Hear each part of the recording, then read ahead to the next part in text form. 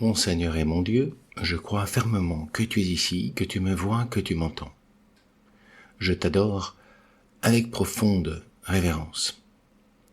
Je te demande le pardon de mes fautes et la grâce de faire avec profit ce petit moment de prière, ces 10 minutes de conversation avec toi, Seigneur, et avec ta mère, Marie. Saint Joseph, mon Père et Seigneur, mon ange gardien, intercédez pour cette conversation avec Dieu. Il y a presque 2000 ans, Saint Luc, un des évangélistes, raconte tout au début de son évangile comment il a compilé en quelque sorte toutes ces anecdotes qui nous viennent bien dans cette période de préparation à la Noël. Luc nous écrit: puisque beaucoup ont entrepris de composer un récit des événements qui se sont accomplis parmi nous, d'après ce que nous ont transmis ceux qui furent dès le début les témoins oculaires et serviteurs de la parole, j'ai décidé moi aussi, après m'être informé exactement de tout depuis les origines, d'en écrire pour toi l'exposé suivi, pour que tu te rendes bien compte de la sûreté des enseignements que tu as reçus. Il a transcrit en grec les paroles qu'il a entendues, entre autres de Marie. Il nous donne un hymne qui est probablement l'un des plus beaux hymnes, si pas le plus beau, de toute la Bible. Cet hymne a été dit par Marie lorsqu'elle est allée visiter sa cousine Élisabeth. Élisabeth était vraiment transportée de joie en voyant Marie, la mère du Sauveur, la mère du Messie, venir jusqu'à elle. Élisabeth s'écrie: « Bénie es-tu, Marie, entre toutes les femmes, et béni soit le fruit de ton sein. Et comment m'est-il donné que vienne à moi la mère de mon Seigneur ?»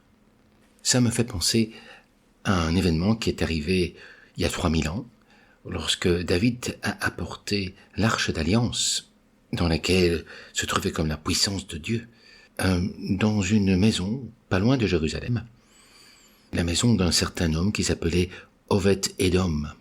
Et lui a dit alors: « Comment l'arche du Seigneur pourrait-elle venir chez moi ?»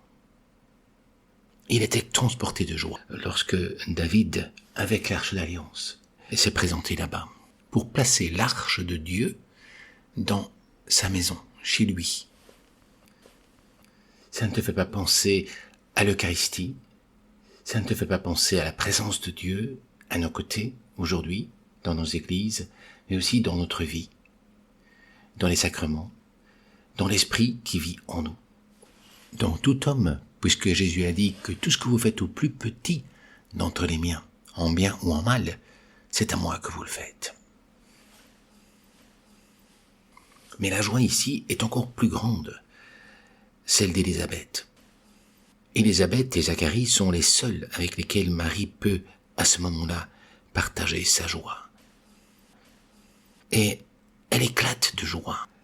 Mon âme exalte le Seigneur.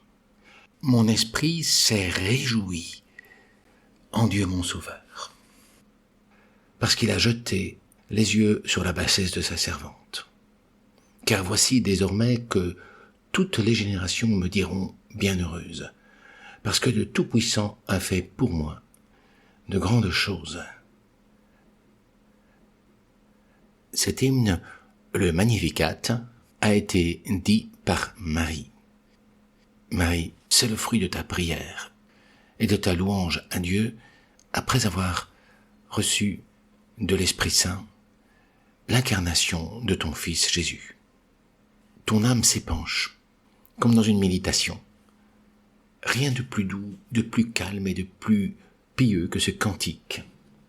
Et pourtant c'est le plus magnifique cri de joie qui soit jamais sorti d'une poitrine humaine, avec Jésus en elle. En fait, Marie, tu empruntes énormément de textes de l'Ancien Testament, de la Genèse, et surtout dans le premier livre de Samuel, le cantique d'Anne, qui a récité un cantique presque similaire. Probablement tu as médité ce cantique énormément de fois. ainsi que les psaumes, le prophète Isaïe, qui montrent que tu priais en prenant les textes bibliques. Mais c'est vraiment très personnel, même plus personnel que le cantique de Anne. Magnificat. Je magnifie. Je loue. Et puis après tu dis que tu as tressailli de joie, sauté de joie, lorsque tu as reçu justement Jésus en toi. Luc a traduit ta pensée en employant un aoriste en grec, qui est en fait un temps spécial qui n'existe pas en français et qui reprend un événement passé comme s'il était toujours vécu dans un temps indéterminé. On voit que Marie, tu te transportes par la pensée au moment où l'ange t'a apporté le message divin. Dieu, c'était vraiment lui la source de ta joie. J'ai tressailli de joie en Dieu, mon Sauveur. C'est pas simplement que tu avais Dieu en toi, mais toi, tu étais plongé en Dieu. Et tu as eu une joie extraordinaire que tu exprimes ici. Ce sont les seules paroles que l'on a de cette chose extraordinaire de l'incarnation que tu as vécue directement dans l'intimité de Dieu. Mais ce sont des paroles que tu dis à tout homme à travers ce Magnificat, et qui montrent que nous devons aussi nous réjouir. Tu veux en quelque sorte communiquer cette joie extraordinaire que tu as ressentie lors de l'incarnation. Tu étais transporté en Dieu. Puissions-nous aussi connaître un transport comme celui-là, en Dieu. Et alors, Marie, tu commences à expliquer un peu pourquoi tu as eu tout cela, et en même temps la grâce que Dieu t'a donnée, mais qui est en fait pour l'humanité entière. Et tu nous parles ici de la miséricorde de Dieu à travers tous les âges. Son nom est saint, et sa miséricorde s'étend d'âge en âge sur ceux qui le craignent. Il a déployé la force de son bras. Il a dispersé ceux qui avaient dans le cœur des pensées orgueilleuses. Il a renversé les puissants de leur trône et il a élevé les humbles. Il a rassasié de bien les affamés et il a renvoyé les riches les mains vides. Il a secouru Israël, son serviteur, et il s'est souvenu de sa miséricorde, comme il l'avait dit à nos pères, en faveur d'Abraham et sa postérité à jamais.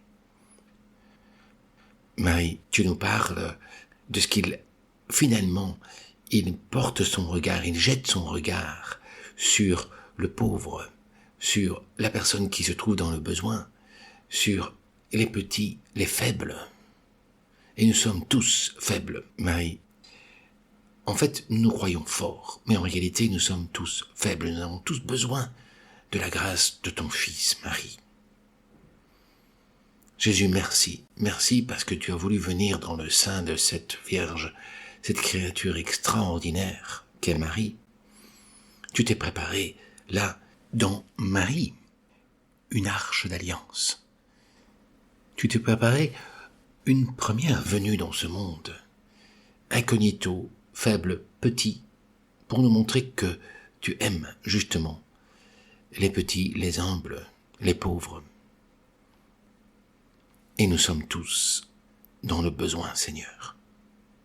Besoin de pardon, besoin de compréhension, besoin de joie, de bonheur, d'amitié, de jeunesse, d'éternité, de beauté, d'intelligence, de résurrection.